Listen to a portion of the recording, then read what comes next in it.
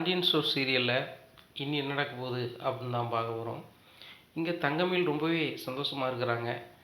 நம்ம எப்படியோ அதில் கருத்துருக்க நகையை நாசுக்காக எடுத்துட்டோம். நம்ம எடுக்கும்போது யாருமே பார்க்கல, ஒன்றும் பிரச்சனை இல்லை.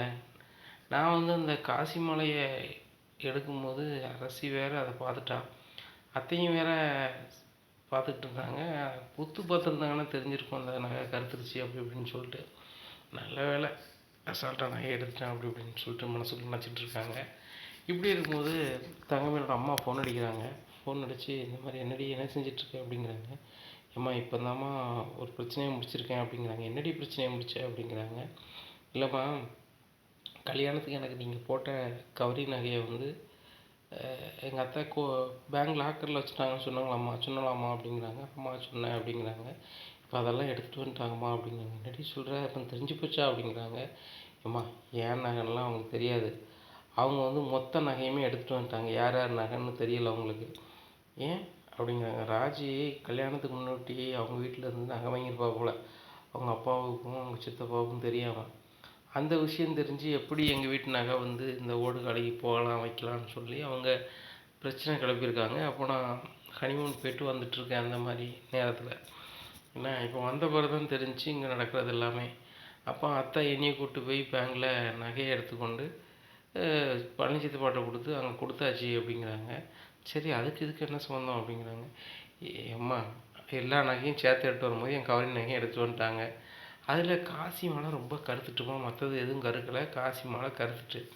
நாள் படம் இப்படி இருந்துச்சுன்னா பேத்து பூத்து கருத்துருமான்னு சொல்லிட்டு நைஸுக்கா அந்த காசி மாலை எடுத்து பார்த்துட்டு இருக்கும்போது அரசி பார்த்துட்டாமா அப்படிங்கிறாங்க. என்னடி அரசிக்கு தெரிஞ்சிட்டா அப்படிங்கிறாங்க. அதெல்லாம் தெரியலம்மா, அவன் அதை ஆசையாக போட்டு தரான் நீ அப்படின்னு சொல்லி கேட்டான்.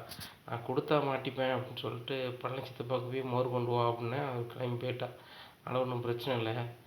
டீ அது கருத்துட்டுங்க, அதை அவங்க பார்த்துட்டாங்கன்னு நினச்சிவேன் அப்படிங்கிறாங்க. அதனால தான்மா சேலைக்குள்ளே மறைச்சி நான் ரூம்பு கட்டு வந்துட்டேன், இன்னும் ஒன்றும் பிரச்சனை இல்லைம்மா அப்படிங்கிறாங்க.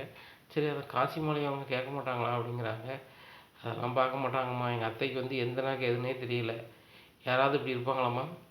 அப்போ நகை நிறைய இருக்க போய் தானே அது அவங்களுக்கு தெரிய மாட்டேங்குது. அப்படிங்கும்போது நான் அதில் ஒரு சின்ன பீஸ் நகையை எடுக்கலாம்னு இருக்குமா அப்படிங்கிறாங்க. அது எப்படி எடுப்பேன் அப்படிங்கிறாங்க. அத்தை கூட நான் தானே பேங்க்கு போவேன், மற்றவங்க எல்லாருமே இப்போ பேங்க்கு போகிறதில்ல அப்படிங்கிறாங்க. ராஜி மீனாவும் போக மாட்டாங்களா அப்படிங்கிறாங்க. இந்த பிரச்சனைக்கெல்லாம் காரணம் ராஜி மீனா தான் சொல்லிட்டு அத்தையும் மாமாவும் நினைக்கிறாங்க. அதுபோக வீட்டில் யாருமே பேச மாட்டாங்க. அரசி கூட பேசாமல் தான் இருந்தால் இவங்க எதோ சொல்லி பேச வச்சுருப்பாங்க போல். மற்றபடி வேறு யாருமே அவங்ககிட்ட பேச மாட்டாங்க. அத்தை சுத்தம். உங்களுக்கு நான் எவ்வளோ செல்லம் கொடுத்தேன், எவ்வளவு பிள்ளை ஒரு பெத்த பிள்ளை மாதிரி பார்த்துக்கிட்டேன், என்கிட்டயே போய் சொல்லிவிட்டு நீங்கள் கோச்சிங் கிளாஸ் போகிறேன்னு சொல்கிற. அவளும் ஆமாங்கிறா. உன்னை கொண்டு கோச்சிங் சென்டர் சேர்த்து விடுதாங்க, ஆனால் நீங்கள் ஹோம் டியூஷன் எடுத்துகிட்டு அலைவீங்க, உங்கள் கூட நான் பேசணுமா அப்படின்னு சொல்லி எங்கள் அத்தை பேச மாட்டாங்கம்மா அப்படிங்கிறாங்க.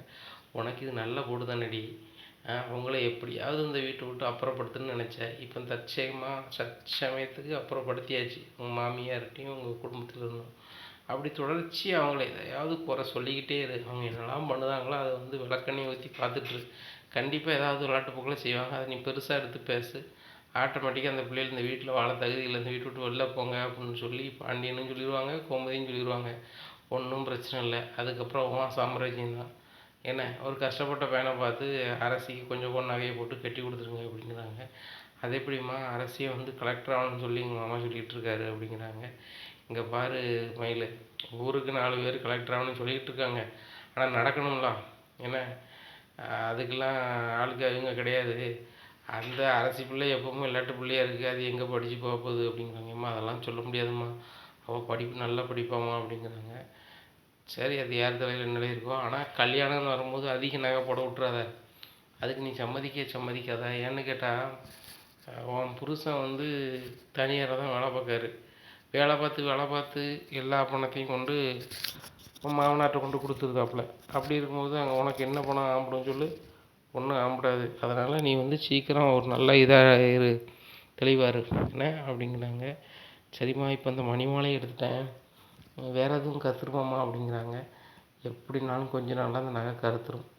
இப்போ நான் வாரேன் வீட்டுக்கு, எதையாவது சொல்லி அந்த நகையை வாங்க பார்க்கேன் அப்படிங்கிறாங்க. சரிம்மா அப்படிங்கிறாங்க. தங்கமயிலும் அம்மாவும் அப்பாவும் கிளம்பி வராங்க. கிளம்பி சம்மந்தி அப்படின்னு சொல்லிட்டு கூப்பிட்றாங்க கோமதியை. கோமதி நல்லா இருக்கீங்களா சம்மந்தி அப்படிங்கிறாங்க. என் வீட்டுக்காரர் கடைக்கு போயிருக்காரு, ஃபோன் பண்ணி சொல்லுதேன் அப்படின்னு சொல்லிட்டு பேசுகிறாங்க. எங்கள் சம்மந்தி அம்மாவும் சம்மந்தாரும் வந்திருக்காங்க அப்படிங்கிறாங்க. யார் மயிலோட அம்மாவும் அப்பாவுமா அப்படிங்கிற ஆமாம் அப்படிங்கிறாங்க. சரி நான் உடனே வரேன் அப்படின்னு சொல்லிட்டு பைக் தூக்கிட்டு வராங்க. சம்மந்தி வாங்க, 2 பேருமே வாங்க அப்படிங்கிறாங்க. கோமதி காஃபி எதுவும் கொடுத்தியா அப்படிங்கிறாங்க. எல்லாமே கொடுத்துட்டாங்க அப்படிங்கிறாங்க.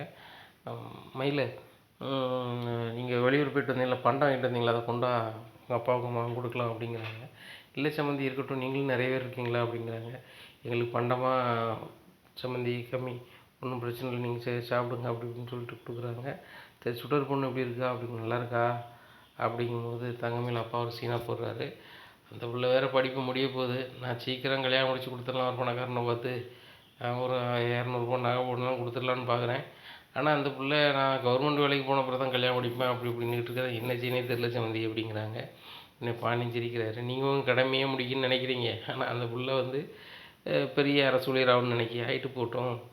அரசிக்கு கல்யாணம் முடித்து வைக்கணும்னு என் அம்மைக்கு ஆசை தான், படிப்பு முடிஞ்சோடனே. ஆனால் எனக்கு அவ்வளோ கலெக்டர் ஆகணும்னு ஆசை இருக்குது.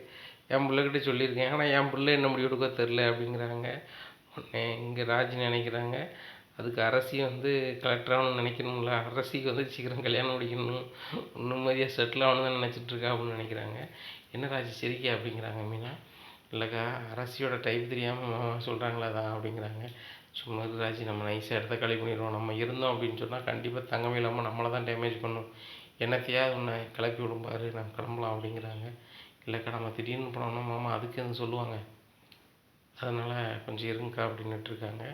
சம்மந்தி உங்கள் முகத்தில் வந்து சந்தோஷம் இல்லையே அப்படின்னு சொல்லி நைஸாக ஆரம்பிக்கிறாங்க தங்கமேலோட அம்மா. உடனே அப்படிலாம் ஒன்றும் சம்மந்தி அப்படிங்கிறாங்க. எல்லாம் கேள்விப்பட்டேன் அப்படிங்கிறாங்க. உடனே மயில் சொல்லிட்டாளா அப்படின்னு சொல்லிட்டு மயிலை பார்க்குறாங்க பாண்டியன். நீங்கள் அப்படி ஒன்றும் நினைக்க வேண்டாம் சம்மந்தி, என் மகா வந்து இந்த வீட்டில் நடக்கிற எந்த விஷயத்தையுமே என்கிட்ட சொல்ல மாட்டா. தெருவில் சண்டை போட்டுட்டு இருந்திருக்காங்க. எங்களுக்கு தெரிஞ்ச ஒரு உறவினர் வந்து போஸ்ட்மேனாக இருக்கிறாங்க, எங்கள் தூரத்து உறவினர், கஷ்டப்பட்டாள்.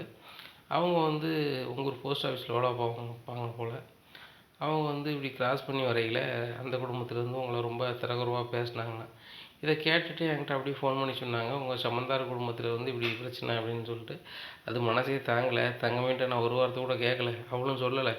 அவள் சொல்ல மாட்டாள். ஏன்னு கேட்டால் நான் வாக்கப்பட்ட வீட்டுடைய மானத்தையும் மரியாதையும் காப்பாற்றணுங்கிறது வந்து அவளுக்கு நல்லாவே தெரியும். அதை சொல்லியே தான் வளர்த்தேன். நீ போகிற இடத்துல வந்து அவங்களுடைய பெருமையை தான் நீ கொண்டு போகணுமே தவிர்த்து நம்ம வீட்டினுடைய பிரச்சனையோ நம்மளுக்குள்ள வருத்தத்தையோ அதை காமிக்கக்கூடாது. அவங்களுக்கு நம்ம வந்து பேரும் புகழும் தான் வாங்கி கொடுக்கணும். எந்த பொய்யும், ஒரு சின்ன கடுகளவு பொய் கூட இருக்கக்கூடாது, உண்மையும் நேர்மையாக இருக்கணும் அப்படின்னு சொல்லி தான் வளர்த்தேன் அப்படிங்கிறாங்க. உடனே பாண்டியன் சொல்கிறாங்க, ரொம்ப சந்தோஷமாக இருக்குது சம்மந்தி, எங்கள் வீட்டில் வந்ததுலேயே சூப்பர் மருமக தங்கமேல் தான் அப்படிங்கிறாங்க. உடனே ராஜி மீனா ஒரு மாதிரி யாராங்க, அக்கா போயிடலாங்க்கா அப்படிங்கிறாங்க ராஜி. அதான் முதல்ல சொன்னேன் வா அப்படின்னு சொல்லிட்டு கிளம்பி போகிறாங்க. இன்னும் ராஜி மீனா எங்கே போகிறீங்க அப்படிங்கிறாங்க. உள்ளே போயிருக்கிறோம் அப்படிங்கிறாங்க. நான் உங்களுக்கு சித்தியோ பெரியம்மாவோ வந்திருக்கேன், அப்போ உங்களுக்கு சந்தோஷமா இல்லையா அப்படிங்கிறாங்க. இல்லை பெரியம்மா, எங்களுக்கு சந்தோஷம் தான் அப்படி அப்படின்ட்டு இருக்காங்க. நீங்கள் 2 பேரையும் எப்படி பண்ணீங்க, என் சம்மந்தி எதுக்கு தலைகுனியம் வைக்கிறீங்க, என் ஹோம் டியூஷன் எடுக்காமல் இருக்க முடியாதா, திங்கிறதுக்கு சாப்பாடு போடுதாங்க, தங்கிறதுக்கு இடம் கொடுத்துருக்காங்க, உடுக்கிறதுக்கு உடுப்பு கொடுக்காங்க, இவ்வளவும் கொடுத்த வீட்டுக்கு நீங்கள் துரோகம் தான் பண்ணுவீங்களா அப்படி இப்படின்னு ராஜியை பார்த்து கேட்குறாங்க. உடனே மீனா விடுங்க, நடந்ததே பேசிகிட்டு இருக்கீங்க அப்படிங்கிறாங்க. இனிமேல் இந்த மாதிரி கதை பண்ணாதீங்க, நல்ல பழக்கம் இல்லை. என் சமந்தார் வந்து அவமானப்பட்டார் வச்சாருன்னா முதல்ல வருத்தப்படுறது நானாக தான் இருப்பேன். இப்போ பேசுகிற மாதிரி அப்போ பேசிகிட்டு இருக்க மாட்டேன். ஏதாவது ஒன்றுன்னா நான் பிறகு பத்திரகாளியாக மாறிடுவேன் அப்படிங்கிறாங்க. சம்மந்தி விடுங்க, இதை பலமுறை சொல்லியாச்சு பேசியாச்சு, அந்த பிள்ளைகளுக்கும் இது சரி எது தப்பு எதுன்னு புரியுது, அந்த காலகட்டத்துக்கு வந்துருச்சோ விடுங்க அப்படிங்கிறாங்க. உடனே மயில் சொல்கிறாங்க, இல்லைவாம்மா அவங்க பேசட்டும், அவங்க ஆதங்கத்தை அவங்க பேசுகிறாங்க. தான் வந்து நம்ம மகளை கட்டி கொடுத்த வீட்டில் ஒரு பிரச்சனை வருது இன்னும் மற்ற பிள்ளைகளால் அப்படிங்கும்போது எங்கள் அம்மாவுக்கும் அப்பாவுக்கும் கொதிக்க தான் செய்யும் அப்படிங்கிறாங்க. உடனே கோமதி இவங்க மேலே கோபமே இருந்தாலும் கூட, ராஜி மேலேயும் மீனா மேலேயும் கோபம் இருந்தாலும் கூட, விடுங்க சம்மந்தி, அது ஏதோ சின்ன பிள்ளைகளும் செஞ்சுட்டு வா, தெரிஞ்சா செஞ்சுது வா, இல்லைன்னா செய்யாதுங்க அப்படிங்கிறாங்க. அத்தை இது என்ன முறையா நினச்சி பாருங்கள், இது 2வது முறை சொல்லும் போதே அவங்களுக்கு தெரிய வேண்டாமா, மாமா இது சம்மதிக்க மாட்டாங்க, இந்த வீட்டில் 1000 பிரச்சனை வரும்னு சொன்னால் அவங்களுக்கு நினச்சிருக்கணும்ல. மாமா சொல்லுது வந்து அப்போ வந்து அவங்களுக்கு வந்து வேதவாக்கப்படலாம் அத்தை அப்படிங்கிறாங்க. விடுமா தங்கவையில் எல்லாரும் இந்த மாதிரி இருப்பாங்களா அப்படிங்கிறாங்க. ராஜியும் மீனா அவங்க பாட்டில் போயிடுறாங்க. என்ன சம்மந்தி நீங்கள் பேசிகிட்டு இருக்கீங்க, நான் பேசிகிட்டு இருக்கேன், அவங்க பாட்டில் போகிறாங்க. பார்த்தீங்களா சம்மந்தி, மாமனுக்கும் அத்தைக்கும் அவங்க 2 பிள்ளைகளும் சுத்தமாக மரியாதை கொடுக்கல. இதுக்கு தான் அரேஞ்ச் மேரேஜ் பண்ணுங்குது. இப்படி லவ் மேரேஜ் பண்ண பிள்ளைகளுக்கு எந்த தாய் தகவனையும் மதிச்சதா சரித்திரம் இல்லை. இந்த பிள்ளைகள் மட்டும் நான் மதிக்க போகுது அப்படி இப்படின்னுட்டு இருக்காங்க. உடனே பானை சொல்கிறாங்க, சம்மந்தி அதை விடுங்க, இந்த பிள்ளைகள் இந்த விஷயத்தில் தான் வந்து ஏதோ செஞ்சுட்டு உள்ளதை தவிர்த்து மற்றபடி மருமக்களாக அவங்கள எந்த குறையுமே சொல்ல முடியாது. எனக்கு கிடைச்சிருக்க மக்கள் எல்லாமே வந்து மகள் மாதிரி தான். இந்த விஷயம் மட்டும்தான் எனக்கு கொஞ்சம் கஷ்டமாக போச்சு, வரணும் இல்லை அப்படிங்கிறாங்க. சரி சம்மந்தி, இன்னொன்றும் கேட்கலான்னு தான் வந்தேன் அப்படிங்கிறேன். என்ன அப்படிங்கிறாங்க. இல்லை எங்கள் குலதெய்வம் கோயிலுக்கு போயிட்டு வரலான்னு இருக்கோம் அப்படிங்கிறாங்க. போயிட்டு வாங்க சம்மந்தி அப்படிங்கிறாங்க. இல்லை என் மாப்பிள்ளையும் என் மகளையும் கூப்பிட்டு போகணும் அப்படிங்கிறாங்க. சரவணனுக்கு லீவ் இருக்குமான்னு தெரியலையே அப்படிங்கிறாங்க. அப்போ நாங்கள் தங்கமயிலாவது கூட்டி போயிட்டு வரோம். கல்யாணத்துக்கு அப்புறம் குலதெய்வ கோயிலுக்கு போயிருக்கணும். உங்கள் வீட்டு சூழ்நிலையில் நாம் பேசிக்க முடியல. ஹனிமூன் போனோம், அங்கே போனோம்னு இங்கே போயிட்டாங்க. இப்போ வந்து கூட்டி போகலான்னு இருக்கேன் அப்படிங்கிறாங்க. சரி சரவணன்ட்ட ஒரு வார்த்தை சொல்லிடுங்க அப்படின்னு சொல்லிட்டு சரவணன் பண்ணிட்டீங்க. சரவணன் அப்பா பேசுகிறேன் அப்படின்னு சொல்லுங்கப்பா அப்படிங்கிற. எங்கே இருக்கு அப்படிங்கிறாங்க. கடையில் இருக்கும்பா அப்படிங்கிறாங்க. உங்கள் மாமனார் மாமியார் வந்திருக்கிறாங்க, நான் தான் பேசிகிட்டு இருக்கேன். தங்கமயில் வந்து குலதெய்வம் கோயிலுக்கு கூட்டி போகணுன்னு சொல்கிறாங்க, ஒரு நாள் லீவ் கேட்கலாமாப்பா அப்படிங்கிறாங்க. உடனே அப்பா இப்போ தானேப்பா சென்னைக்கு போய்ட்டு வந்தேன், லீவ் கேட்டால் தராங்கன்னு தெரில அப்படிங்கிறாங்க. சரி ரைட்டு, ஃபோனை ஓனர் இருந்தால் கூட அப்படிங்கிறாங்க. எப்பா ஓனருங்க இல்லைப்பா, அவங்க நம்பர் என்ன உங்களுக்கு அனுப்புகிறேன்ப்பா அப்படிங்கிறாங்க. ஓனர் நம்பர் தான் என்கிட்ட இருக்குது அப்படின்னு சொல்லிட்டு நேராக ஓனர் ஃபோன் அடிக்காங்க. அண்ணாச்சி வணக்கம்ண்ணா, சரவணோட அப்பா பேசுகிறேன் அப்படிங்க. பாண்டியண்ணே சொல்லுங்கண்ணே, உங்களுக்கு தெரியாதாரா அப்படிங்கிறாங்க. நம்மள என் பையன் ஒரு 2-3 நாள் லீவ் எடுத்தாப்புல ஹனிமூன் போகிறதுக்கு அப்படிங்கிறாங்க. ஆமாம், அது எல்லோரும் போக வேண்டியது தானே, சரி போயிட்டு வரட்டும் அப்படிங்கிறாங்க. இன்னொரு இது வருது, பிரச்சனை வருது. என்ன பிரச்சனை அப்படிங்கிறாங்க. ஒன்றும் இல்லை, தங்கமயிலோட மாமனார் மாமியாருக்கும் ஒரு குலதெய்வம் கோயில் இருக்கான்.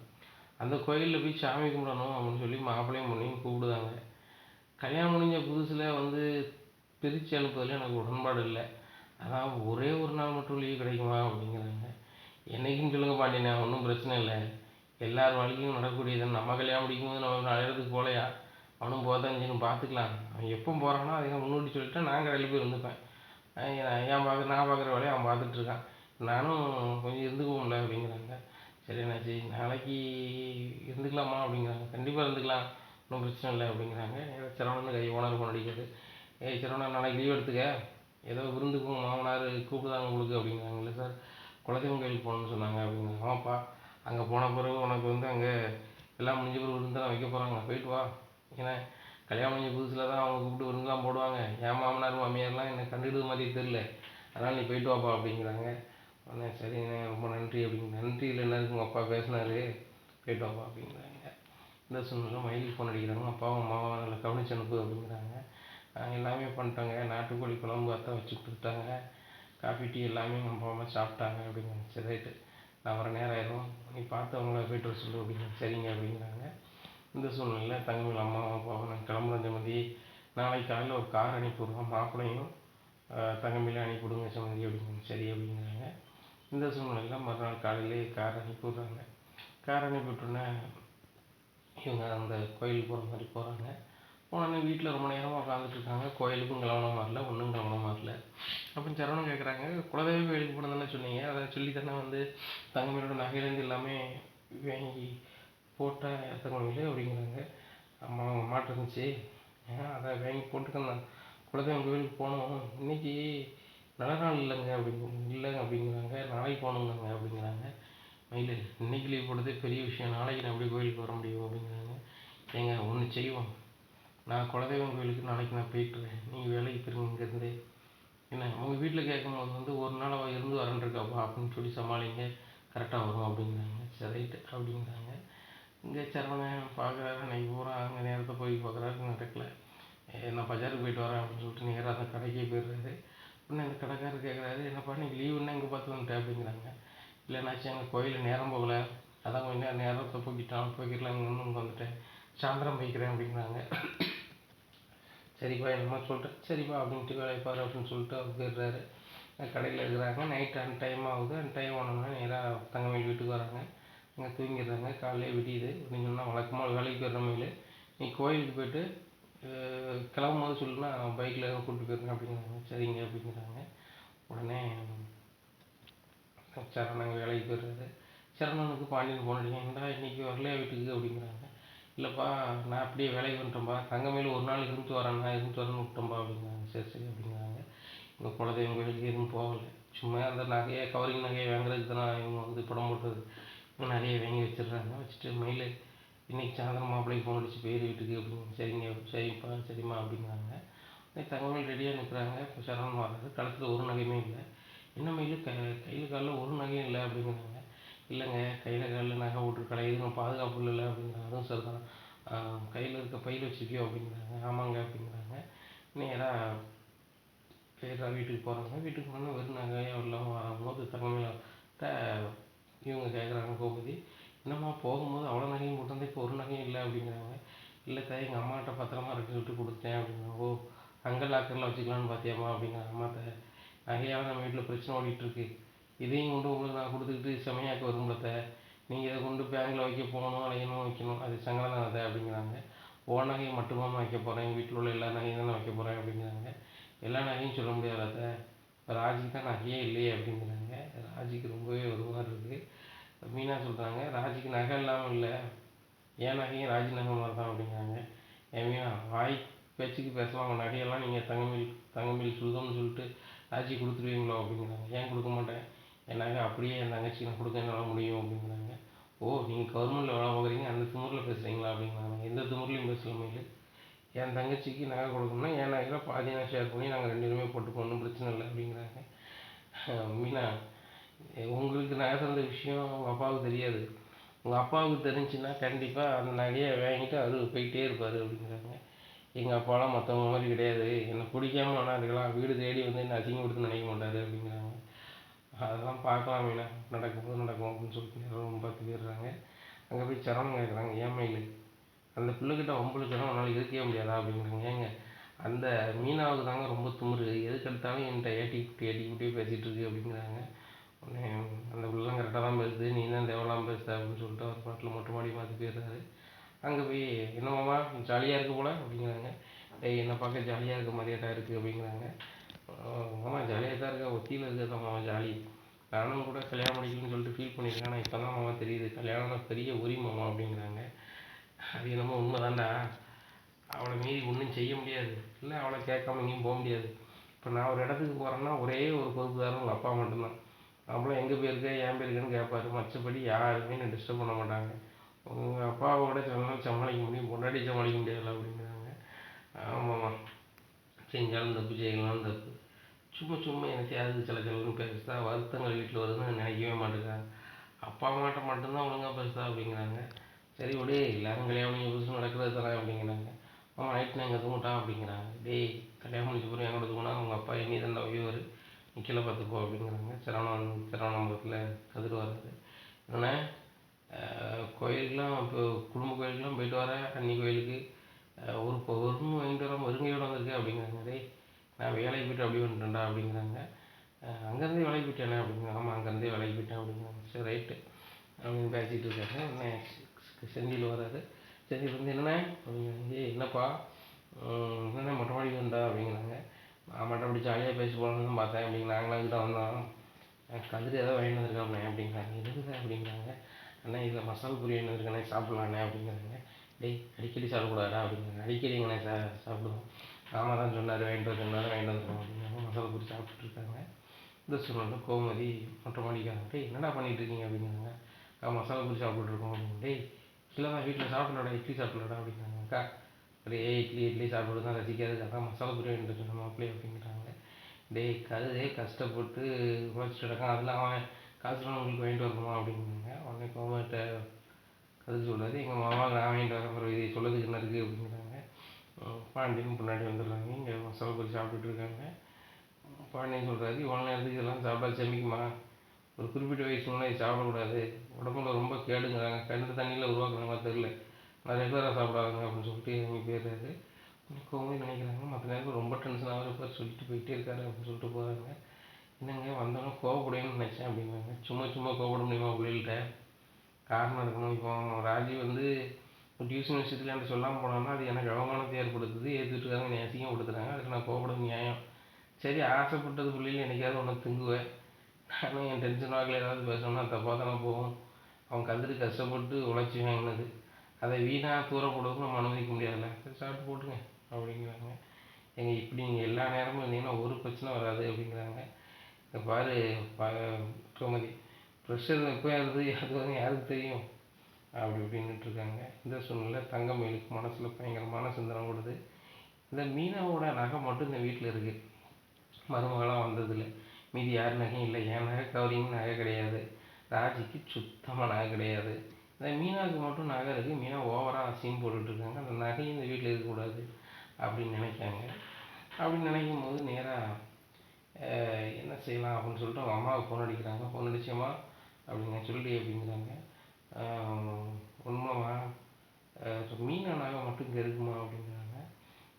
மீனா நகை இருக்கா, அதுக்கு நீ என்ன செய்ய போகிற அப்படிங்கிறாங்க. அந்த நகையை வந்து அவங்க வீட்டில் போட்டு கொடுக்கணும் அப்படிங்கிறாங்க. நகையை எப்படி போட்டு கொடுக்க முடியும் அப்படிங்கிறாங்க. இல்லைம்மா, நீ தான் அந்த விஷயத்த செய்யணும். அவங்க அப்பா எந்த ஆஃபீஸில் வேலை பார்க்காரு, எந்த ஆஃபீஸில் வேலை பார்க்காருன்னு விசாரிச்சு ஒன்று சொல்லிடுறோம்மா. அதே ஆஃபீஸுக்கு வந்து நீ போய் நான் சொன்னது மாதிரி சொல்லிடுமா அப்படிங்கிறாங்க. என்ன சொல்லணும் அப்படிங்கிறாங்க. மீனாவோட அப்பாட்ட போய் உங்கள் ஒய்ஃப் வந்து உங்களுக்கே தெரியாமல் நகையை எடுத்து கொண்டு உங்கள் அக்காட்ட கொடுத்துட்டாங்க, அந்த நகை மதிப்பு நிறைய இருக்கும், அந்த பிள்ளைக்கு அந்த அருமை தெரியலை, வாழ போகிற வீட்டில் அவங்க அதை வந்து அடகு வைக்கிற மாதிரி தெரியுது. அது போக அதே வீட்டில் தான் நகை பொண்ணை கொடுத்துருக்கேன். எனக்கு என் பொண்ணுக்கு ஒரு 80 பொண்ணு நகை போட்டேன், அதையுமே அவங்க பேங்கில் அடை வச்சு ஏதாவது சொத்து வாங்கினாங்க. எனக்கு ரொம்ப பயமாக இருக்குது. என் மகாவை தான் வாழ்க்கையை நான் இது நகையை இழந்துட்டேன் அப்படின்னா உங்கள் மகனும் இழந்துடக்கூடாதுங்க தான் சொல்கிறேன்னு மட்டும் சொல்லிவிட்டு நான் ஆசைக்க வந்தது. அதுக்கப்புறம் அவங்க அப்பாவுக்கு ரொம்ப டென்ஷன் ஆகி அவங்க அம்மாவை போய் பேசுவாங்க ஏசுவாங்க. அதுக்கப்புறம் அவங்க 2 பேரும் வந்து எங்கள் நகையை வெளியே போடுங்கம்பாங்க. அப்போ மாமாவுக்கு கூட கொஞ்சம் அசிங்கமாக இருக்கும். ஏற்கனவே ராஜி வீட்டில் ரொம்ப அசிங்கப்படுத்தினதுக்கு மாமாவும் அதையும் பேசவே மாட்டுறாங்க. இப்போ மீனா அப்பா வந்து பேசிட்டாரு அப்படின்னு சொன்னால் மாமா சுத்தமாக அவன் வந்து போயிடுவார். இந்த வீட்டில் மருமகனா நான் மட்டும்தான் அப்படின்னு ஆயிரும். அவங்க 2 பேருமே இந்த வீட்டில் ஒரு கணக்கில் இல்லாமல் டம்மி பீஸ் ஆகிடுவாங்கம்மா அப்படிங்கிறாங்க. ஆமாடி, நீ பண்ணது யோசனை சூப்பர் யோசனை, பாக்கியமாக அங்கே நிரூபிச்சிட்டேன். நாளைக்கு காலையிலே நானே மீனா அப்பா போய் பார்க்கேன் அப்படிங்கிறாங்க. அம்மா கரெக்டாக ஒரு 10 மணிக்கு மேலே போமா, அவ்வளோதான் கரெக்டாக இருக்கும். அப்பா 10 மணியில் அந்த ஆஃபீஸில் இருப்பார். அந்த ஆஃபீஸ் அட்ரஸை மட்டும் எங்கே இருக்குது யாருக்குன்னு கேட்டுறேன் அப்படிங்கிறாங்க. சரி ரைட் அப்படிங்கிறாங்க. இந்த சூழ்நிலையில் இவங்ககிட்ட கேட்குறாங்க சரவணன்ட்ட, மீனா அப்பா எங்கே வேலை பார்க்குறாங்க அப்படிங்கிறாங்க. மீனா அப்பா நம்ம ஊருக்கு அடுத்த ஊரில் காரைக்குடியில் வேலை பார்க்காரு. என்ன டிபார்ட்மெண்ட்டில் வேலை பார்க்காரு அப்படிங்கிறாங்க. அப்புறம் ரயில்வே எம்ப்ளாயி. ரயில்வேயா? இல்லை ரயில்வே கிடையாது, இது என்ன பேர் அப்படின்னு சொல்லிட்டு இதை சொல்கிறேன். ஓ, இந்த டிபார்ட்மெண்ட் வேலை பார்க்காரோ? ரயில்வேனா அங்கே ரயில்வே இதே கிடையாது அப்படிங்கிறாங்க. ஓ ஆமாம், இந்த இது கிடையாது, இது வேலை பார்க்காது, இந்த ஆஃபீஸில் அவர் தான் கெட்ட ஆஃபீஸர் அப்படிங்கிறாங்க. அப்படியா அப்படின்னு சொல்லிட்டு சரி ரைட்டு இந்த ஊரை சொல்லிடுவோம் அப்படின்னு சொல்லிட்டு நினச்சிட்டு இருக்காங்க. இங்கே சரவணன் நல்லா தூங்கிடுறாங்க. தூங்கினோடனே 2 மணிக்கு ஃபோன் அடிக்கிறாங்க அம்மாவுக்கு. மயில், அம்மா இவ்வளோ நேரத்துக்கு அடிக்காப்பா, மயிலாக தான் இருக்கணும் மயில் அப்படிங்கிறாங்க. எம்மா முதல்ல முகத்தை கழிட்டு வா அப்படிங்கிறாங்க. நான் தூங்கணுடி சொல்லுடி அப்படிங்கிறாங்க. தூங்காத முகத்தை கழிட்டு வா அப்படிங்கிற, முகத்தை கட்டுவாங்க சொல்லுடி அப்படிங்கிறாங்க. என் தூக்கத்தை கெடுக்கிறதுக்குனே நீ இருந்துக்கோ போல, எப்போவும் இப்படி தான் பண்ணுற மயில், இது சரியே கிடையாது அப்படின்ட்டு இருக்காங்க. நாளைக்கு காலையில் உனக்கு ஒரு வேலை கொடுத்தேன், இது எங்கே ஏதுன்னு உனக்கு சொல்லணும்ல. மீனா அப்பா இந்த இடத்துல வேலை பார்க்குறாரு, அவர் தான் ஆஃபீஸரான். ஏன்னா நீ 10:30க்கு மேலே போனால் அவரை கண்டிப்பாக பார்க்கலாம், இந்த இடத்துல இந்த ஆஃபீஸ் அப்படிங்கிறாங்க. சரி நான் சொல்லிடுறேன்டி அப்படிங்கிறாங்க. மறுநாள் காலையில் விடியுது. விடிஞ்ச உடனே தங்கவேலோட அம்மா வந்து ஆஃபீஸ் போகிறாங்க. போனோடனே இதில் மீனா அப்பா யார் அப்படின்னு கேட்குறாங்க. அவர் சரியான டென்ஷன் ஆகிறாரு. மீனாவுக்குங்க அப்பான்னு யாருமே இல்லை அப்படிங்கிறாங்க. சாரிங்க, உங்கள்கிட்ட ஒன்று சொல்லணும், அதான் வந்தேன் அப்படிங்கிறாங்க. என்ன விஷயம் அப்படிங்கிறாங்க. அதே வீட்டில் தான் நான் பொண்ணு கட்டி கொடுத்துருக்கேன் அப்படிங்கிறாங்க. முதல்ல நீங்கள் ஆஃபீஸ் விட்டு வெளில போங்க அப்படிங்கிறாங்க. நான் போகிறேன், ஆனால் நான் சொல்லதை கேட்ட பிறகு நீங்கள் கேட்ட பிறகு போகிறேன் அப்படிங்கிறாங்க. யார் சொல்லியும் கேட்குமா, நான் இல்லை, உங்களுக்கு கிளம்புங்க அப்படிங்கிறாங்க. ஐயா இங்கே பாருங்கள், நான் சொல்கிறத மட்டும் கேட்டுருக்கோம், நீங்கள் எதுவும் சொல்ல வேண்டாம். நான் என் பொண்ணுக்கு ஒரு 80 பவுன் நகை போட்டேன். நகை போட்டு அந்த பன்னீர்செல்வம் குடும்பத்தில் கல்யாணம் முடிச்சு கொடுத்தேன். கொடுத்த பிறகு தான் திடீர்னு நகையை ஏதோ அடை வச்சு அதை சுற்றி வாங்கியிருக்காங்கன்னு சொல்லிட்டேன். இந்த சூழ்நிலையில் உங்கள் மக நகையும் அடை வச்சு ஏதோ பண்ணுற மாதிரி தெரியுது, அதனால தான் இதை உங்கள்கிட்ட வந்து சொல்கிறேன் அப்படிங்கிறாங்க. அவள் எங்கள் வீட்டில் நகையை எட்டு போல் நகையும் கொடுக்கையும் செய்யலை அப்படிங்கிறாங்க. நீங்கள் கொடுக்கலையா? உங்கள் வீட்டம்மா கொடுத்துருக்காங்களே நகை, என் வீட்டம்மா இது கொடுக்க போகிறா அப்படிங்கிறாங்க. என் பொண்ணை கட்டி கொடுத்த அந்த காலகட்டத்தில் வெறுங்குளத்தோடு நிற்கக்கூடாதுன்னு சொல்லிட்டு உங்கள் வீட்டம்மா வந்து நகையை எடுத்து கொண்டு கொடுத்துருக்காங்க. அந்த நகை அங்கே பன்னீர்செல்வம் குடும்பத்தில் தான் இருக்குது. அந்த நகையை வந்து அவங்க வந்து அடை வச்சு நாளைக்கு ஏதோ செய்ய போகிறாங்க. இந்த விஷயம் தெரிஞ்சுக்கிட்டு தான் உங்கள்கிட்ட சொல்கிறேன். என் மகன் நகையை அடை வச்சு ரொம்ப நாள் ஆகிட்டு, அதை வச்சு அவங்க திருப்பி தருது மாதிரி தெரில. அப்படி இருக்கும்போது உங்கள் நகையும் போச்சுன்னா போயிடும். அதான் சொல்ல வந்தேன் அப்படிங்கிறாங்க. இங்கே ரொம்பவே குழப்பமாக இருக்குது. நகை கொடுக்க வாய்ப்பு இல்லையா அப்படி இப்படின்ட்டு யோசனை பண்ணிகிட்ருக்காரு. கண்டிப்பாக நகை கொடுத்துருக்குறாங்க. நீங்கள் வேணால் உங்கள் வீட்டை மட்டும் கேளுங்க அப்படிங்கிறாங்க. நாசுக்காக கேளுங்க, நகை நீ கொடுத்துருக்க, எனக்கு எல்லா விஷயமும் தெரிஞ்சுட்டுன்னு கேளுங்க, அதுக்கப்புறம் அவங்க சொல்லுவாங்க அப்படிங்கிறாங்க. நேராக ராஜியோட மீனாவோட அம்மாவுக்கு ஃபோன் அடிக்கிறாங்க. ஃபோன் அடித்து நான் பேசுகிறேன் சொல்லுங்க அப்படிங்கிறாங்க. நகையை வந்து மீனாவுக்கு கொடுத்தியா அப்படிங்கிறாங்க. இல்லையங்க அப்படிங்கிறாங்க. பாரு மக்கா, எல்லா விஷயமும் தெரிஞ்சு தான் நான் பேசுகிறேன். நீ நகையை கொடுத்துருக்க வச்சுருக்க எல்லாமே எனக்கு தெரியும் அப்படிங்கிறாங்க. என்னை மன்னிச்சிருங்க, என் பொண்ணு வருங்காலத்தோட ஊர் உலகத்துக்கு மத்தியில் இருக்கும்போது எனக்கு தாங்க முடியல பெற்ற தாயா, அதனால தான் உன்னை கொடுத்தேன் அப்படிங்கிறாங்க. என்ன கேட்டுட்டுலாம் கொடுத்துருக்கணும், அந்த நகையை சம்பாத்தியம் பண்ண எவ்வளோ பாடுபட்டுருப்போம் தெரியுமா? அதுபோக வந்து நம்மளை வேண்டான்னு அசிங்கப்படுத்திட்டு போனவங்களுக்கு நீ ஏன் நகை கொடுக்கணும்? வா உடனே கிளம்பு போவோம் அப்படிங்கிறாங்க. ஏங்க நான் ஆஃபீஸில் இருக்கேன் அப்படிங்க. நானும் ஆஃபீஸில் தான் இருக்கேன், நீ பெர்மிஷன் போட்டு லீவு போட்டு, நானும் லீவ் போட்டு வரேன் அப்படின்னு சொல்லிட்டு மாதிரி இதுக்கு லீவு போடுறாங்க. அப்போது வெளியே ரொம்ப கோபமாக கிளம்பி போகிறாரு. அப்புறம் தங்கமேல் படிக்காங்க. கரெக்டாக போட்டு கொடுத்துட்டே. இப்போ அவங்க அப்பா வந்து கிளம்புறாரு, எங்கே போகிறான்னு தெரியல, நான் பின்னாடி ஆட்டோவில் போகிறேன் அப்படின்னு சொல்கிறாங்க. பின்னாடி ஆட்டோவில் போகிறாங்க. அங்கே ஒரு ஆஃபீஸில் போய் நிற்கு. இந்த ஆஃபீஸில் இங்கே வந்து நிற்காங்க அப்படிங்கிறாங்க. அம்மா அங்கே தான் நம்ம மீனாவோட அம்மா வேலை பார்க்காங்க அப்படிங்கிறாங்க. ஓ அப்படியா, சரி சரி அப்படிங்க. அவங்களையும் கூப்பிட்டு நேராக வண்டி குன்னக்குடி போகுது. வண்டி குன்னக்குடி தாண்டி வருது அப்படிங்கிறாங்க. அம்மா அப்போ இங்கே தான் வருது அப்படிங்கிறாங்க. சரி ரைட்டு, எங்கள் மாமா வருது நேரமும் சரி தான் அப்படி இப்படின்ட்டு இருக்காங்க. மதியம் சாப்பாட்டுக்கு பாண்டியன் வீட்டுக்கு போகிறாங்க. அப்போ வீட்டு வாசலுங்க மீனாவோட அப்பாவும் அம்மாவும் நிற்காங்க. வானங்கிட்ட பாண்டியா வெளியே வா அப்படிங்கிறாங்க. வீட்டுக்காரங்க தான் வரமுடலாம் பேசுகிறாங்க. இன்றைக்கி என்ன ஆகுது பாரு அப்படின்னு பாரு அப்படின்னு சொல்லிட்டு ரொம்ப கோவத்தில் வெளியே வராது பாண்டியன். என்னையா செய்யணும் அப்படின்னு சொல்லிட்டு பார்க்குறாரு. இங்கே மீனாவோட அப்பா வாங்கச்ச உள்ள அப்படிங்கிறாங்க. நாங்கள் ஏன் வரணும், முதல்ல நகையை எங்கள் வீட்டு நகையை திருடி கொண்டு வச்சிருக்கியே அப்படிங்கிறாங்க. அந்த நேரத்தில் சக்திவேலும் முத்திவேலும் வீட்டுக்கு வந்துடுறாங்க. பார்த்தியாத்தா, உன் இருக்க வீட்டை பெருசாக பேசுவோம், மருமம் அப்படி கிடையாது இப்படி கிடையாதுன்னு சொல்லிட்டு கட்டி கொடுத்த பிள்ளை வீட்டில் ஃபுல்லுமே நகை தான் திருடுறது தான் உங்களுக்கு சோழி என்ன. இப்போ பாரு, அங்கே நகையை திருடி கொண்டு வச்சுருப்பாங்களா, அவங்க அப்பனும் தெரிஞ்சுட்டு வந்திருக்காங்க. என்ன பண்ணுறாங்கன்னு பார்ப்போம் அப்படின்னாடே. அது வேறு ஏதாவது கதை இருக்கும் அப்படிங்கிறாங்க. வேறு ஏதாவது கதைன்னா என்ன கதை இருக்க போகுது, அந்த வீட்டில் உள்ள நகையை வந்து இவங்க வாங்கி கொண்டு வச்சுருக்காங்க, அதுதான் கதை, வேறு என்ன கதை அப்படிங்கிறாங்க. கொஞ்சம் பொறுமையாக இருங்க, வீட்டுக்குள்ளே வாங்க அப்படிங்கிறாங்க. உங்கள் வீட்டுக்கு வரது மாதிரிலாம் இல்லை, முதல்ல என் பொண்டாட்டி நகை வந்தாகணும் அப்படிங்கிறாங்க. உடனே மீன் அம்மா சொல்கிறாங்க நகைலாம் வேண்டாங்க அப்படிங்கிறாங்க. இங்கே பாருமா, நகை வேணும், நம்ம உழைச்சி வாங்கினது அப்படின்ட்டு இருக்கோம். மீனா வெளில வராங்க. ஓடுகளி, என் பொண்டாட்டி நகையை கொண்டு கொடு அப்படிங்கிறாங்க. நேராக போகிறாங்க. அத்தை எங்கள் நகையை கொடுங்க அப்படிங்கிறாங்க. இன்னும் சொன்னேன், உங்கள் வீட்டிலேருந்து யாருமே வர மாட்டாங்க வைக்க மாட்டாங்கன்னு சொல்லிட்டு இப்போ மறுபடியும் என் வீட்டுக்காரை கேவலப்படுத்துகிறாங்க. ஏற்றாப்புல எங்கள் அண்ணன் பார்த்துட்டு இருக்காங்க. அவனுப்புறம் என்ன பேச போகிறாங்கன்னு தெரில அப்படின்னு சொல்லிட்டு இருக்கும்போதே அங்கே சக்தியாக சொல்கிறாரு. திருட்டு பேருலாம் எங்கள் வீட்டு நகையை தான் திருடிட்டேங்கன்னு பார்த்தோம், ஊருக்கு போகிற நகையை திருட்டு தான், இதெல்லாம் உங்களாம் வெக்கமா இல்லையா, நீங்களாம் இருக்கணுமா அந்த பூமிக்கு வரமா அப்படி இப்படின்னு எழுத ஆரம்பிக்காங்க. இங்கே பாண்டியனுக்கு ஒன்றுமே சொல்ல முடியல. அவங்களா கொடுத்த நகையை வாங்கி வச்சு நம்ம அசிங்கலாம் படுதோம் அப்படின்னு சொல்லிட்டு ரொம்ப இதாக இருக்குது. உடனே கோமதி சீக்கிரம் அவங்க நகையை கொண்டு கொடு அப்படிங்கிற நகையை கொண்டு கொடுக்குறாங்க. வாங்கிட்டு அதை கிளம்பிடுறாங்க. உடனே மீனா வந்து பாண்டியன் மன்னிச்சிருங்க அப்படிங்கிறாங்க. ரொம்ப சூப்பராக இருக்குமா, வாரம் வந்த பிள்ளைகள் பூரா ஒவ்வொரு வகையில் ஒவ்வொரு பிரச்சனையை கிளப்பி விட்டிங்கன்னா நான் மன நிம்மதி இல்லாமல் அலையணும், இந்த குடும்ப மன நிம்மதியே இல்லாமல் அலையணும் நீங்கள் செய்கிறீங்க. என்னமோ பண்ணுங்கம்மா, யார் சொல்லி யாரும் கேட்குற மாதிரி இல்லை, என்னத்தையும் பண்ணுங்க அப்படின்னு சொல்லிட்டு சாப்பிடாம கிளம்பி போயிடுறாரு. ஏங்க அப்படிங்கிறாங்க. உடனே இங்கே கோமதி சரியான கோவமாகறாங்க. மீனா, நான் அன்றைக்கே உன்னை சொன்னோம்ல, இந்த நகையை கேட்டு உங்கள் வீட்டில் வருவாங்கன்னா நகையை வாங்கி வந்து கொடுத்துரு. சப்போஸ் அவங்க வந்து கேட்கும்போது நான் கொடுக்கல அப்படின்னா அசிங்கப்படுத்துனாங்கன்னா நல்லா இருக்காது அப்படின்னு சொல்லிட்டு என்ன சொன்னேன் அப்படிங்கிறாங்க. பாண்டியன் போனோன்னா இங்கே கிளின்னு கிளிக்கிறாங்க. இந்த மாதிரி ஊர் நகையை பூரா வாங்கி திங்கிறதான் வந்து பாண்டியனுக்கு வேலை. கேட்க நேர்மையாக உழைக்க மளிகை கடை வச்சுருக்கோம், மண்ணாங்கட்டி வச்சுருக்கோம்னு சொல்லிட்டே இருப்பான். அப்படி அப்படின்னு சொல்லி ரொம்ப கிண்டல் பண்ணுறாரு. இப்போ சக்திவேல் இதை கேட்டு ஊருக்காரங்க போய் சொல்கிறாங்க, உன் மச்சினை ரொம்ப மானியமாக பேசுகிறாப்புல, பாண்டியன் நீங்கள் இது என்ன கேளுங்க அப்படிங்கிறாங்க. இந்த பாண்டியனுக்கு ரொம்ப மனசு கஷ்டமாக இருக்குது. அவங்க மருமக்குமார் கொண்டு வந்த நகையை வந்து அவங்க திரும்பி வாங்குறாங்க. வாங்கும்போது அவங்க ஒரு மாதிரி பேசுகிறாங்க, ஏற்றுக்கிட்டுருக்காங்க அப்படின்னு சொல்லிட்டு ரொம்ப கடுப்பில் இருக்காங்க. இந்த விஷயம் கதிருக்கு தெரிய வருது. நேராக ராஜி வீட்டுக்கு முன்னாடி போகிறாங்க. உங்களுக்கு என்ன செய்யணும் அப்படிங்கிறாங்க. உனக்கு என்னடா செய்யணும் அப்படிங்கிறாங்க. எங்கள் வீட்டில் 1000 பிரச்சனை நடக்கும், நடக்காமல் இருக்கும், அதை வேடிக்கை பார்த்துட்டு எங்கள் அப்பாவும் ஒரு மாதிரி பேசியிருக்கேன், மரியாதை கெட்டு போயிடும் அப்படிங்கிறாங்க. ஓ திருடனுக்கு பிறந்த திருடனுக்கு இவ்வளோ துமுறா? என் மகளை கல்யாணம் முடிச்சு கூட்டி போனீங்க, அப்போ நாங்கள் என்னடா செஞ்ச நகையை கொண்டாடா, நான் எதுவுமே பேசலை அப்படிங்கிறாங்க. அதனால எதுவுமே பேச முடியல. ஆக யாரோ செலவு பண்ண நகைக்கு வந்து நம்ம அசிங்கப்பட்டு இருக்கோமே, நம்ம குடும்பத்தை அசிங்கப்பட வைக்காம, நம்ம அப்பாவை அசிங்கப்பட வைக்காம அப்படின்னு சொல்லி ரொம்பவே வேதனையாக இருக்கிறது. கடையில் போய் பாண்டியன் ரொம்பவே அழுதாரு.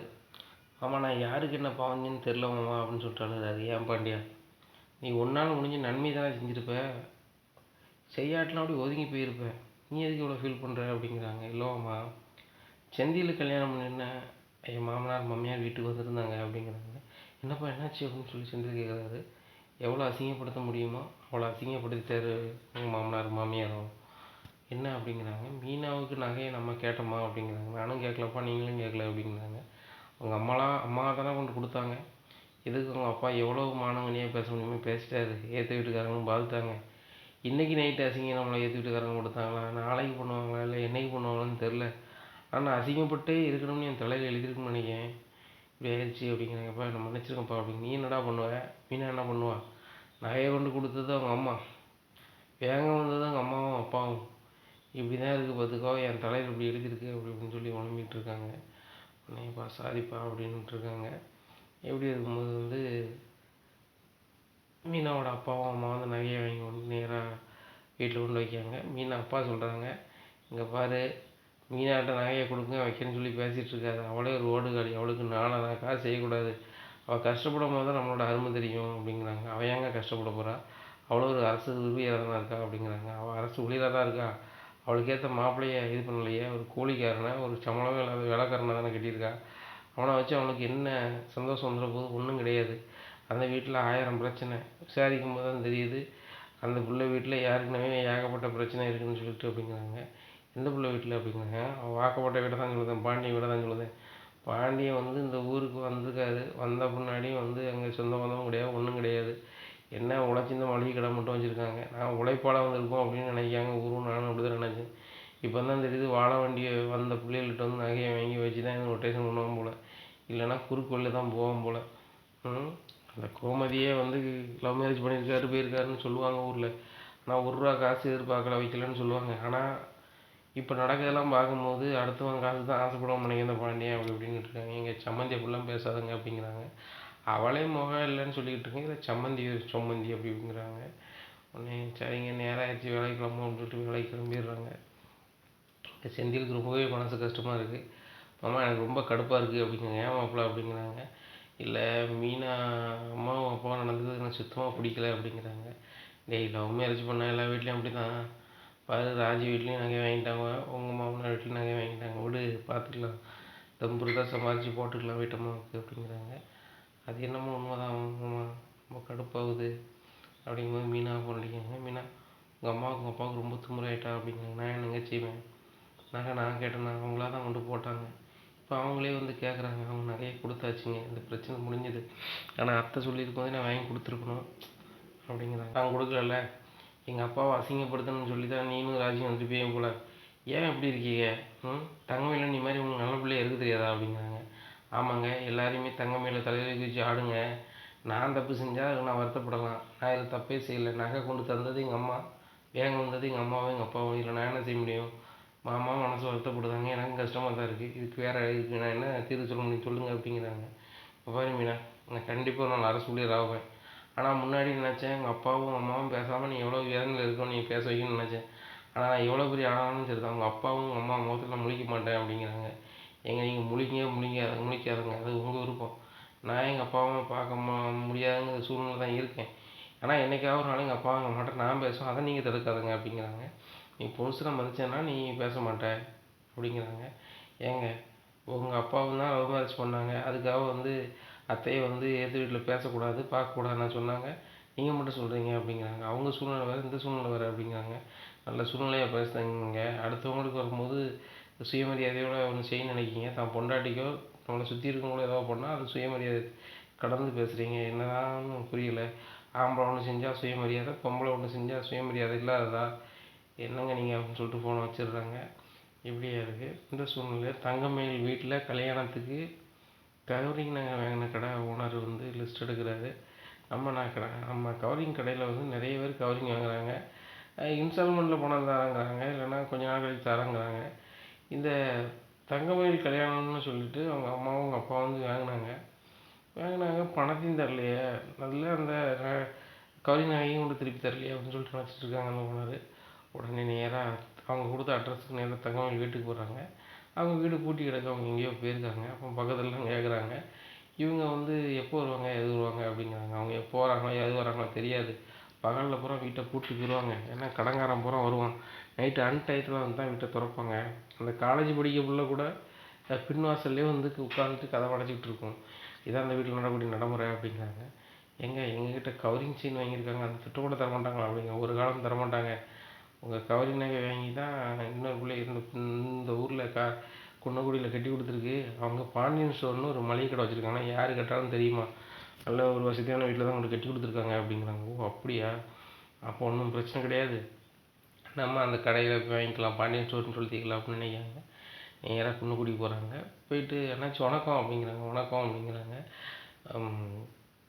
இனியும் உங்களுக்கு தெரியுதா அப்படிங்கிறாங்க. தெரியல என்னாச்சு அப்படிங்கிறாங்க. இல்லை, நான் பல பேருக்கு உதவி பண்ணுறேன், நீங்கள் எனக்கு ஒரு உதவி பண்ணணும் அப்படிங்கிறாங்க. என்ன விஷயம் அப்படிங்கிறாங்க. இந்த மாதிரி உங்கள் சமந்தார் குடும்பம் எனக்கு ரொம்ப வேண்டிய ஆளுகள், என் கடையில் தான் வந்து நகை வாங்கினாங்க அப்படிங்கிறாங்க. இல்லையே, அவங்க ஆசாட்டு கொடுத்துலாம் செஞ்சேன்னு சொன்னாங்க அப்படிங்கிறாங்க. ஏங்க, கவரி நகையை ஏங்க வந்து ஆசாட்டு கொடுத்து செய்யணும், அதே விலை கம்மி தானே, என் கடையிலேருந்து தான் வாங்கினாங்க, அந்த காசை கூட தரல, என் மகளுக்கு கல்யாணம் கொஞ்சம் கஷ்டம், ஆனால் எங்களுக்கு ஒரு மாதம் டைம் கொடுங்க தந்துடுதுன்னு சொன்னாங்க. மாதம் கணக்கில் ஆகி போச்சு, அந்த கவரி நகையும் ஒன்று கொடுத்த போடல, பணமும் தரல. நீங்கள் உங்கள் சம்மந்திட்ட சொல்லி எனக்கு அந்த கவரி நகைக்குள்ளே பணத்தை வாங்கி கொடுங்க, இல்லைனா அந்த கவரி நகையை வாங்கி தர சொல்லுங்கள், நான் பாலிசி கிழிச்சு போட்டுனா கூட வேறு யார்கிட்ட தள்ளி விட்ருவேன், வேறு வழி இல்லை அப்படிங்கிறாங்க. ஏங்க, நீங்கள் ஆள் மாதிரி வந்துட்டீங்கன்னு நினைக்கிறேன், என் மருமகன் வந்து தங்க நகையை 80 பவுன் நகை போட்டு வந்தா, அவள் எதுக்கு கவரிங் வாங்க போகிறா அப்படிங்கிறாங்க. ஏங்க, நீங்கள் உங்கள் பேர் தானே பாண்டியன், இது குன்னக்குடி தானே, நீ இந்த ஊர் தானே பொண்ணு கட்டிருக்கீங்க, பாக்கியம் இவங்க பொண்ணை தானே கட்டிருக்கீங்க அப்படிங்க. ஆமாம் அப்படிங்கிறாங்க. அது நினச்சிருந்தாங்க, அவங்க தான் என்கிட்ட கவரி நகை வாங்கினாங்க, அந்த நகைக்கு புல்லு கூட நான் வச்சுருக்கேன் பாருங்கள் அப்படின்னு சொல்லிட்டு புல்லை காமிக்கிறாங்க. இதில் கையெழுத்து போட்டிருக்காங்க பாருங்கள், தங்கமயிலோட அப்பா அப்படிங்கிறாங்க. தங்கமயில் அப்பா பேர் இருக்குது. நீங்கள் சொல்லுது எனக்கு ரொம்ப குழப்பமாக இருக்குது, ஏன்னா என் சம்பந்தர் வீட்டு நல்ல வசதி, அது போக 80 பவுன் நகை போட்டிருக்காங்க, அவங்க எதுக்கு உங்கள்கிட்ட கவரி நகை வாங்க போகிறாங்கன்னு சொல்லி பாண்டியனுக்கும் அந்த கவரி நகை கடைக்காரங்களுக்கும் சண்டை வருது. இதை பார்த்த குமரேசன், என்னப்பா சண்டை போட்டுட்ருக்கீங்க அப்படிங்கிறாங்க. இல்லைம்மா, மயில் வீட்டில் இவ்வளோ வசதியாக இருக்காங்க அப்படிங்கிறாங்க. ஆமாம், அதை வந்து அவங்க கஷ்டப்படுறாங்களாம், அவங்க கல்யாணத்துக்கு தங்கமயிலுக்கு கவரி நகை தான் வாங்கி போட்டாங்க, இவர் வந்து சொல்லிக்கிட்டு இருக்காரு, எனக்கே சுத்தமாக பிடிக்கலாமா அப்படிங்கிறாங்க. மறுபடியும் ஏகப்பட்ட பேர் அங்கங்கே ஏமாற்றிட்டு இருக்காங்க, நம்மளுக்கும் டவுட்டாக தான் இருக்குது. அந்த பிள்ளை வீட்டிலே வசதி, 2 பொட்ட பிள்ளை, எல்லா சொத்தையும் இவங்க தான் கொடுக்குறோங்கிறாங்க. அப்படி இருக்கும்போது சரி கிடையாது. அவங்க அப்பாவை எங்கே இருக்காருன்னு கேட்டால் மலேசியாவுக்கு போகிறேன், துபாய்க்கு போகிறேன்னு ஃப்ளைட்டில் பறந்துக்கிட்டே இருக்காரு. இவங்க வந்து இந்த கவரி நகைக்கு வாடகை தரணும், இல்லைன்னா பணம் தரணும்னு இருக்காங்க. இதை பார்க்கும்போது நம்மளுக்கு இதாக தான் இருக்குது. நீங்கள் போலீஸுக்கு ஃபோன் அடிச்சிரு அப்படிங்கிறாங்க. தாராளமாக போலீஸுக்கு ஃபோன் அடிங்க அப்படிங்கிறாங்க. பாண்டியன் போலீஸுக்கு ஃபோன் அடிக்கிறாங்க. 2 போலீஸ் வராங்க. என்ன பிரச்சனை அப்படிங்கிறாங்க. சார், இவர் வந்து யாருன்னு எனக்கு தெரில, என் மருமக கவரி நகை வாங்கியிருக்கு, காசு கொண்டு வந்து இருக்காரு, என் வீட்டில் வந்த பிள்ளைகள்லாம் பெரிய பணக்கார வீட்டு பிள்ளைகள், அதுக்கெல்லாம் லட்சாதிபதி வீட்டில் உள்ள பிள்ளை, ஆனால் அந்த பிள்ளை வந்து கவரி நகை வாங்கினாங்கன்னு சொல்கிறாங்க, அதான் ஏன் ரொம்ப கடுப்பாக இருக்குது அப்படிங்கிறாங்க. சார், இந்த பிள்ளை பாருங்கள் சார், இந்த அட்ரஸை தான் வாங்கியிருக்காங்க, இவங்க சம்பந்திக்கு இதே வீடு தான், ஆனால் அவங்க கவரி நகை வாங்கிட்டு காசே தரல அப்படிங்கிறாங்க. சரி ரைட்டு, ஸ்டேஷன் விசாரிச்சிருவோம், வண்டினே உங்கள் மருமகளை நீங்கள் ஸ்டேஷனுக்கு கூப்பிட்டு வாங்க, உங்கள் சம்பந்தாரையும் வர சொல்லுங்கள், இவரையும் வர சொல்லுவோம், விசாரிச்சுக்குவோம் அப்படிங்கிறாங்க. சரி சார், நல்ல மாதிரி பண்ணி என் பணத்தை மட்டும் வாங்கி கொடுங்க சார், இல்லைன்னா அந்த கவரி நகை வாங்கி கொடுத்துருங்க, நான் பாலிஷ் பண்ணி கொடுத்து நான் வேறு விற்றுப்பேன் அப்படிங்கிறாங்க. சரி ரைட்டு, ஏதோ ஒன்று தீர்வு வாங்க அப்படிங்கிறாங்க. பாண்டி சரியான கோவத்தில் வீட்டுக்கு வர்றாரு. மயில் அப்படிங்கிறாங்க. என்ன அப்படிங்கிறாங்க. கவரி நகை நீங்கள் வாங்கினீங்களா அப்படிங்கிறாங்க. தெரிஞ்சு போச்சு போலே, நம்ம மணிமாலையை ஒழிச்சு வச்சுருக்கோம், இதுவும் தெரிஞ்சிட்டா அப்படின்னு சொல்லிட்டு ஆமாம் அப்படிங்கிறாங்க. கேட்கறதுக்கு மட்டும் கேள்விக்கு பதில். கவரி நகையை இந்த கடையில் வாங்கினீங்களா வாங்கலையா அப்படிங்கிறாங்க. இல்லை மாமா, நாங்கள் வாங்க போகிறோம், நாங்கள் ஒரு ஆசாரி கொடுத்து தான் செஞ்சோம் அப்படிங்கிறாங்க. அப்படியா, சரி சரி, நீங்கள் ஆசாரி கொடுத்து செஞ்சீங்களோ அப்படிங்கிறாங்க. சரி, உன் நகை எங்கே இருக்குது அப்படிங்கிறாங்க. அத்தடை தான் இருக்குது அப்படிங்கிறாங்க. கௌமுதி, இவன் நகையை கொடு, மயில் நகை அப்படிங்கிறாங்க. ஏங்க, மயில் நகை மட்டும் கேட்குறீங்க அப்படிங்க. இல்லை, மயில் நகை வந்து கவரிங்னு சொல்கிறாங்க அப்படிங்கிறாங்க. கவரிங்க அப்படிங்கிறாங்க. ஆமாம், இவங்களுக்கு கவரிங் தான் கொடுத்தேன், அந்த கவரிங் கூட தான் கட்டி கொடுத்தேன்னு சொல்லிட்டு ஒரு கவரிங் கடைக்காரர் கொடுத்தாரு. அதுபோக வந்து போலீஸ்கிட்ட தகவல் சொல்லையில் போலீஸ் வந்து விசாரிக்கணும், மயிலையும் கூப்பிட்டு வாங்க, நகையும் கொண்டு வாங்கன்னு சொல்லியிருக்காங்க. அதான் மயிலை கூப்பிட்டு நான் ஸ்டேஷனுக்கு போகிறேன் அப்படிங்கிறாங்க. ஏங்க வேறு எதுவும் பிரச்சனையா அப்படிங்கிறாங்க. வேறு எதுவும் பிரச்சனை வரக்கூடாதுன்னு சொல்லி தான் முன்னெச்சரிக்கை நடவடிக்கையாக போகிறேன். எனக்கு என்ன டவுட்டாக இருக்குன்னா, தங்கமயில் அப்பாவும் அம்மாவும் ஒரு ஆள்கிட்ட செய்ய கொடுத்து தான் செஞ்சோம்னு சொன்னாங்க. ஆனால் வந்து இது என்கிட்ட வேணா கவரி நகைங்கிறாரு. அவன் அந்த கவரி நகைக்காரன்னு வந்தவர் ஒரு ஃப்ராடுத்தனம் பண்ணுறாரு. என்னன்னு உங்களுக்கு தெரியணும்ல அப்படிங்கிறாங்க. இங்கே தங்கமயிலுக்கு சரியான பயம். இவ்வளோ நாள் நம்ம தப்பிச்சுக்கிட்டு இருந்தோம். கவரிங் நகையை வேணவங்க பணம் கொடுக்காம வந்திருக்காங்க. அந்த பிரச்சனை இப்போ பெரிய பிரச்சனையாக ஆடுது அப்படின்னு சொல்லிட்டு நேராக தங்கமயில் அம்மாவுக்கும் அப்பாவுக்கும் தங்கமயில் ஃபோன் அடிக்கிறாங்க. ஃபோன் அடித்து இந்த மாதிரி நம்ம கவரிங் நகை வாங்கின கடையிலேருந்து பணம் கேட்டு நான் எங்கள் கடைக்கு வந்திருக்காங்களா அப்படிங்கிறாங்க. என்ன கூரை பிடிச்சோம் அப்படின்ட்டு இருக்கும்போது தங்கமயில் அப்பா சொல்கிறாரு, வாங்கி மாதக்கணக்கில் ஆகிட்டுனா பணத்தை கொடுக்கணும், இல்லை அட்வான்ஸ் கொடுக்கணும், எதுவுமே கொடுக்கலன்னா அவர் வந்து கேட்க தான் செய்வார் அப்படிங்கிறாங்க. இப்போ தங்கமயில் வாழ்க்கை தான் என்ன ஆகும்னு தெரியலையேங்க அப்படிங்கிறாங்க. ஒன்றும் பிரச்சனை இல்லை, சமாளிக்க சொல்லு, வழக்கம்போல பண்ணிக்கலாம், நீ வா நம்ம 2 பேரும் போய் பார்க்கலாம் அப்படின்னு சொல்லிட்டு நேராக கிளம்பி வராங்க. வந்து அந்த கவரிங் நகைக்கார்ட்ட பேசணும் சார் அப்படிங்கிறாங்க. அதெல்லாம் இருக்கட்டும், உங்கள் மகளங்க அப்படிங்கிறாங்க. வருவாங்க சார் அப்படிங்கிறாங்க. பாண்டியன் கூப்பிட்டு வர்றாரு. கூப்பிட்டு வந்தோடனே எல்லாரையும் விசாரிக்கணும், கொஞ்சம் பாண்டியன் வெளியேறுங்க அப்படிங்கிறாங்க. விசாரிக்கிறாங்க. விசாரித்து முடிச்சதில் தங்கமயில் வீட்டில் கவரிங் நகை வாங்கினது தெரிஞ்சு போகுது. தெரிஞ்ச உடனே சார் என் பொண்ணுக்குள்ள வாழ்க்கை இதாகிடும் அப்படிங்கிறாங்க. நான் போலீஸ் ஸ்டேஷனில் உண்மையை பாதுகாக்கணுங்கிறது எனக்கு வேலை இல்லை. எனக்கு வந்து தப்பு செஞ்சால் நடவடிக்கை எடுக்கணும், தப்பு செய்யலைன்னா அந்த பெட்டிஷனை டிஸ்மிஸ் பண்ணணுங்க எனக்கு வேலை. பாண்டியன் வாங்க அப்படிங்கிறாங்க. சொல்லுங்கள் சார் அப்படிங்கிறாங்க. இவங்க வந்து பார்க்க சரியான ஆள் மாதிரி தெரில. இவங்க கவரிங் நகை வாங்கினது நேச்சம் விசாரிச்ச வகையில் தெரியுது. அந்த கவரிங் நகை கடைக்காரர்களால எந்த தப்பும் கிடையாது, இவங்க மேலே தப்பு இருக்குது அப்படிங்கிறாங்க. இதை கேட்ட பாண்டியன் ரொம்பவே ஷாக் ஆகிறாங்க. என்ன தங்கமயில் போட்டு வந்து கவரிங் நகையா அப்படின்னு சொல்லிட்டு உடனே கோமதிக்கு முன்னாடி சொல்கிறாங்க. கோமதி, தங்கமயில் வந்து போட்டு வந்து கவரிங் நகையா, தங்க நகை இல்லையா அப்படிங்கிறாங்க. ஏங்க நீங்கள் சொல்லுறதுலாம் உண்மையா அப்படிங்க? உண்மைதான். அந்த பிள்ளை வந்து ஒரு நகையை வச்சுருந்துச்சி, திடீர்னு அதை காங்கலன்னு சொன்னல, எல்லாத்தையும் ஒத்து பார்க்கும்போது இதுதான் கரெக்டாக இருக்குது. அந்த நகை வந்து தங்க நகை கிடையாது, கவரிங் நகை. அந்த கவரிங் நகை கடைக்காரரே வந்துட்டார். இப்போ அவர் சுட்டு கேட்டு வந்து பிரச்சனை பண்ணிட்டாரு. நம்ம வீட்டுக்கு ஏற்ற வீட்டுக்காரனும் பார்த்துட்டானுவன். இப்போ நம்ம என்ன செய்யணும் தெரில அப்படிங்கிறாங்க. சரி ரைட்டு அப்படி இப்படின்னு புலம்பிகிட்டு இருக்கும்போது சரவணன் வராரு. அப்பா நீங்கள் சொல்கிறதெல்லாம் உண்மையாப்பா அப்படிங்கிறாங்க. 100% உண்மைடா. கல்யாணத்தோடு இந்த புள்ள வந்து கவரிங் நகை தான் போட்டு வந்திருக்கு. அதை இவ்வளோ காலமாக மறைச்சிருக்கு. என்னென்னலாம் போய் சொல்லுதுன்னு தெரியல. அதனால் வந்து நீ என்னன்னு கேட்டு தெரிஞ்சுக்கடா அப்படிங்கிறாங்க. மயிலுங்க வா அப்படின்னு சொல்லிட்டு கூப்பிட்றாங்க. இந்த நகை எப்படி கவரிங்காக மாறிச்சு அப்படிங்கிறாங்க. ஊர் பதிலும் சொல்ல முடியாமல் திருதுன்னு முழிச்சிட்ருக்காங்க. சொல்லு அப்படிங்கிறாங்க. இல்லைங்க, நான் தங்க நகை தான் போட்டு வந்தேன் அப்படிங்கிறாங்க.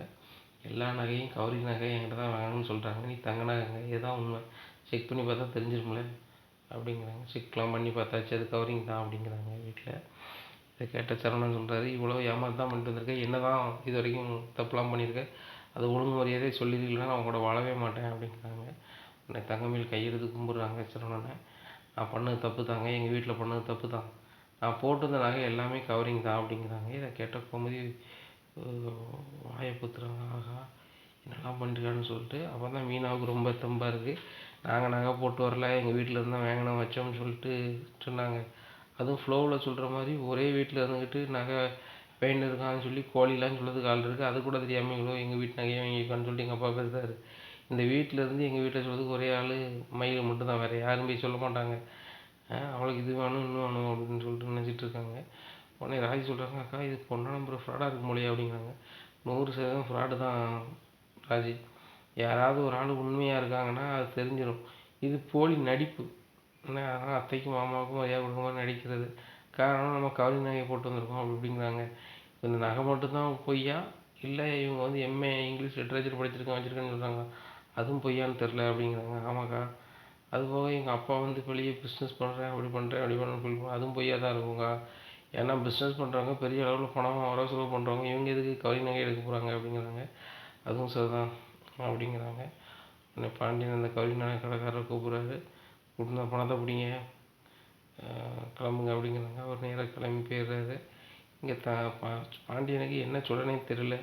இந்த புள்ள கவரிங் நகை போட்டு இந்த வீட்டுக்கு வந்திருக்கேன் அப்படின்னு சொல்லிட்டு நேராக அவங்க அப்பா அவங்க அம்மாவும் வீட்டுக்கு கூப்பிட்டுருந்தாங்க. உங்களுக்கு கொஞ்சமாவது அறிவு இருக்கா, கவரிங் நகை போட்டு ஏங்க கட்டி பிடிக்கிங்க அப்படிங்கிறாங்க. இல்லை சம்மந்தி, எங்களுக்கு நகை இல்லை, நாங்கள் ரொம்ப கஷ்டப்பட்ட ஆள், நீங்கள் நல்லா வசதியாக இருக்கீங்க, அதனால தான் நான் வந்து கல்யாணம் ஆனாலே பெரிய பிஸ்னஸ் பண்ணுற மாதிரி பில்டப் பண்ணேன். நான் ஒன்றுமே பண்ணல, சும்மா தான் இருக்கேன், என் வீட்டை உழைப்பில் தான் சாப்பிட்டுருக்கேன் ஏகப்பட்ட கடன். இதில் வந்து அவளுக்கு நகையே வாங்க முடியல. இந்த ஒரு கதைக்காக என் பிள்ளைய வாழ விட்டு அனுப்பிவிட்றாங்க. தயவுசெய்து என் பிள்ளைய வாழ வைங்க அப்படிங்கிறாங்க. நானும் மனசாட்சி இல்லாதவன் கிடையாது. பிள்ளைய நினச்சா வச்சுக்கிட்டு வேண்டாம்னு அனுப்புறதுக்கு. மொத்தத்தில் வந்து தவறு பண்ணது எனக்கு பிடிக்கல.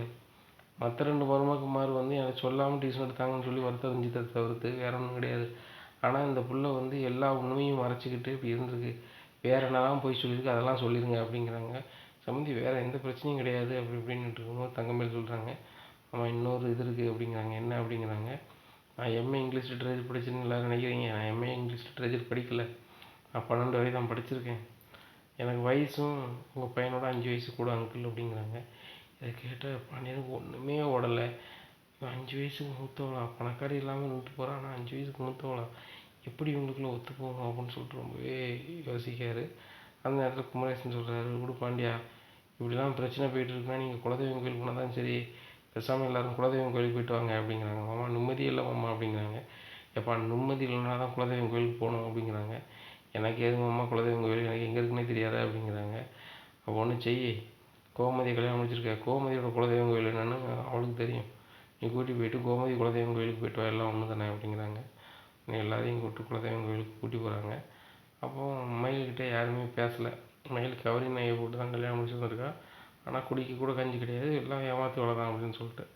உடனே மயில்கிட்ட யாருமே பேச மாட்டாங்க. சரவணன் குறிப்பாக பேச மாட்டாங்க. அம்மா அம்மா கோயிலுக்கு வந்து கிடத்துட்டு கூட பேச மாட்டேங்களா அப்படிங்கிறாங்க. உடனே பாண்டியன் வராங்க, தங்கவேலுங்க பாரு, நான் மொத்தமாக தான் சொல்கிறேன், 3 மருமகளையும் சொல்கிறேன்.